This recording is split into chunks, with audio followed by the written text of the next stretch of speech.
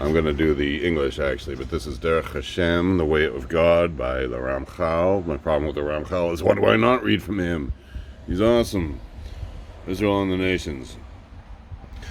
One of the deepest concepts of God's providence involves Israel and the other nations. With regard to their basic human characteristics, the two appear exactly alike. From the Torah's viewpoint, however, the two are completely different and are treated as if they belong to completely different species.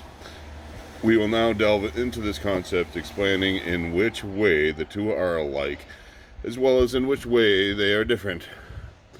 Before Adam sinned, he was on a much higher level than contemporary man, as discussed earlier. In that state, man was on a very lofty level, fit for a high degree of eternal excellence.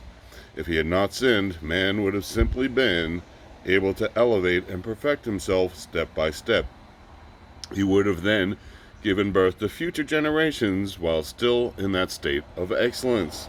Their number would be accurately determined by God's wisdom, depending on how these enjoying his good should best be perfected.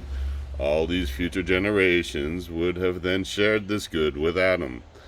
God had also determined and decreed that all these generations that would have been born of Adam should exist on various determined levels. Some generations would thus be primary, while others would be secondary, like roots and branches. Later generations would stem from the earlier ones and share their characteristics like branches stemming from a tree. The number of trees and branches, however, was determined from the very beginning with the utmost precision. When Adam sinned, he fell from the original high level and brought upon himself a great degree of darkness and insensitivity, as discussed earlier. Mankind in general also fell from its original height and remained on a degraded level where it was not at all worthy of the eternal high degree of excellence originally destined for it. Man could thus anticipate only a very much lower level, and it was in the state that children were born into the world. They were therefore all born into this denigrated state. So those people who say that Judaism do not have what Christians call original sin, well, sounds kind of like that, doesn't it? Nevertheless, even in the time of his downfall, the elevated aspect that existed in man as a result of his true root was not completely extinguished. Adam was therefore not cast aside completely and could still return to the higher level, but now he would be functioning under an important disadvantage, since he was actually on a lower plane, which merely had the potential aspect of the higher level. God gave Adam's descendants a free choice at that time to strengthen themselves and strive to elevate themselves from this lower state and regain the higher level. The highest wisdom, however, determined the length of time best suited for such an effort, and accordingly set a time limit for these generations. In a way, this is very much like the time limit now given to each individual.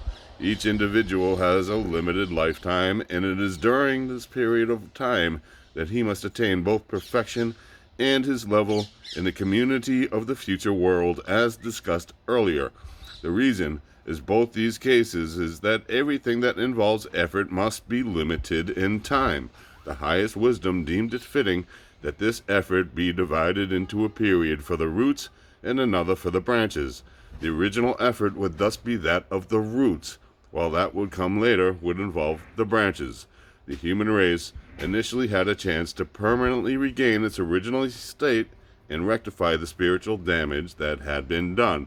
The proper procedure would have been for the roots and heads of Adam's descendants to first elevate themselves to the rectified level. And once this was accomplished, both the roots and their branches would remain in this state forever, since the branches always follow the roots. The time provided for generations to function as roots, however, was limited. During this period, the gate was open and the opportunity existed for any individual to properly prepare himself and permanently become a good and worthy root. He would then be prepared for a high degree of excellence appropriate for man in his original state rather than that of man in his fallen state. Since this individual would perfect himself as a root, he would attain this for his deserving descendants as well as for himself. They would all receive what he attained and would therefore all be able to remain on the level and state attained by him as their root. The period during which this was possible extended from the time of Adam until the generation of separation, when the Tower of Babel was built. During this period, there never ceased to be some righteous people who preached the truth to the multitudes, warning them to correct themselves.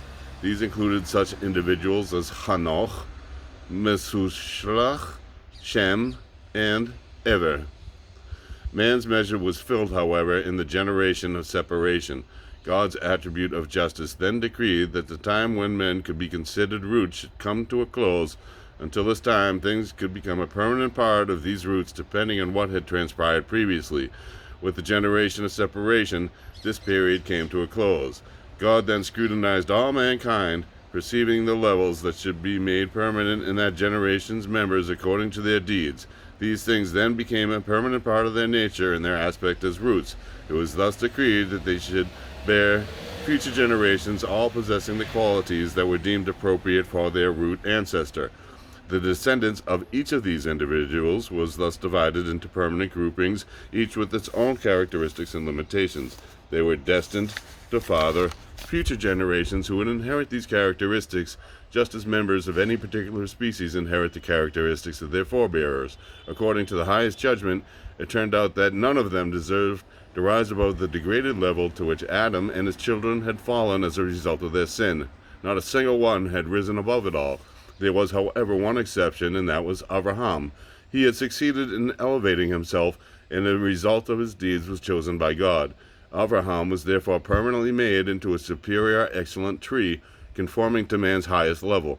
It was further provided that he would be able to produce branches and father a nation possessing his characteristics. The world was then divided into 70 nations, each with its own particular place in the general scheme. All of them, however, remained on the level of man in his fallen state, while only Israel was in the elevated state. After this, the gate was closed on the era of roots. Things would then be directed and brought about upon individuals as branches, each one according to his nature.